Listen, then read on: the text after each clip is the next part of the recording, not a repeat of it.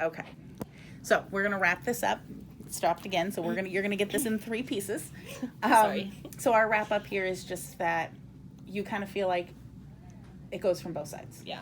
Definitely teacher burnout in the fact that you just are tired, but then looking deeper, you're tired, you're wore out, you can't handle it, you mentally can't do it. But then if you take a step deeper into that, maybe it is because you're demoralized and that you can't get the supports you need, in which case you say you're done.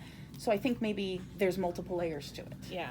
And I think a lot of it is like inconsistency with how we're supported and how we deal with things. I mean, there are some times where one of my students will have a seizure one day and then I'll have a seizure 3 weeks later, and they'll hit me completely differently just depending on what's going on, and they'll be handled by administration or people in my classroom or whoever differently depending on the day and what's going on, and there's no consistency to how things are dealt with.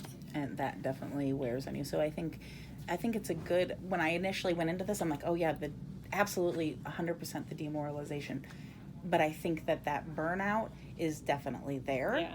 And there's a small percentage that just can't handle it. I have known teachers in my career who have taught here who were just like a disaster from day one, and they walked in and it was not what was for them. But then so quickly we also label burnout to all of those people who are not having supports. Your friend who has been going to be in 3 classrooms in 3 years. These things and finding these supports, we need to make sure that we are labeling it what it is, so that the society doesn't put it all off on the teachers, and we look at the structure, the school system structure as a whole, and what we can do to change that structure so that it meets the needs of our kids and it meets the needs of our teachers. Yeah.